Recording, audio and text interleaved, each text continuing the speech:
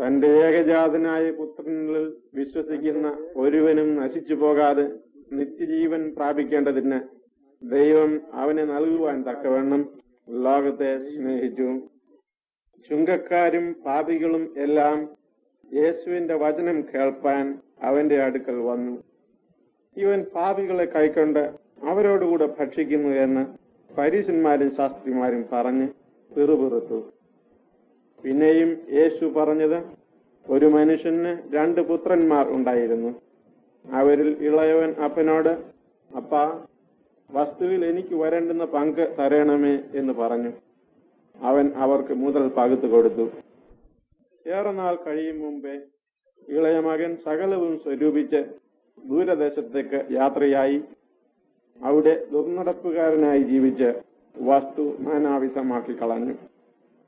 എല്ലാം ചെലവഴിച്ച ശേഷം ആ ദേശത്ത് കഠിനക്ഷാമം ഉണ്ടായിട്ട് അവന് മുട്ടുവന്നു തുടങ്ങി. അവൻ ആ ദേശത്തിലെ പൗരന്മാരിൽ ഒരുത്തനെ ചെന്ന് ആശ്രയിച്ചു. അവന് തന്റെ വയലിൽ പന്നികളെ മേയ്പാൻ അയച്ചു. പന്നി തിന്നുന്ന വാളവര കൊണ്ട് വയറ് നിറപ്പാൻ അവൻ ആഗ്രഹിച്ചു. എങ്കിലും ആരും അവന് കൊടുത്തില്ല.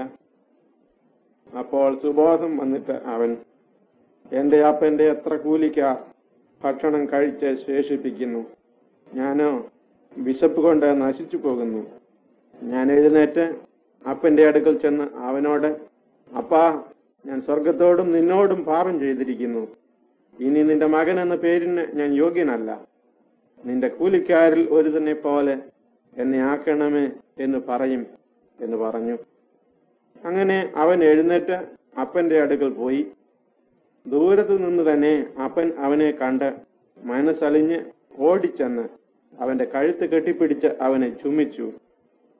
മകൻ അവനോട്, അപ്പാ, ഞാൻ സ്വർഗത്തോടും നിന്നോടും പാപം ചെയ്തിരിക്കുന്നു.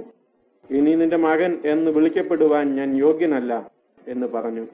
അപ്പൻ തന്റെ ദാസന്മാരോട്, വേഗം മേൽത്തരമായ അങ്കി കൊണ്ടുവന്ന് ഇവനെ ധരിപ്പിപ്പീൻ.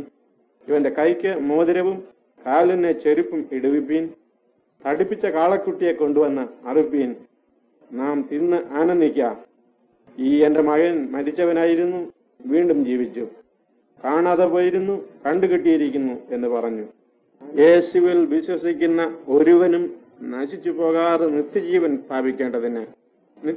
പ്രാപിക്കേണ്ടതിന് തന്നെ അവന് നൽകുവാൻ തക്കവണ്ണം ദൈവം ലോകത്തെ സ്നേഹിച്ചു. പിതാവ് നിങ്ങളെ സ്നേഹിക്കുന്നു. ഞാൻ കാർമുകിലിനെ പോലെ നിന്റെ ലംഘനങ്ങളെയും മേഘത്തെ പോലെ നിന്റെ പാപങ്ങളെയും മായ്ച്ചു കളയുന്നു. എങ്കിലേക്ക് തിരിഞ്ഞുകൊള്ളുക. ഞാൻ നിന്നെ വീണ്ടെടുത്തിരിക്കുന്നു.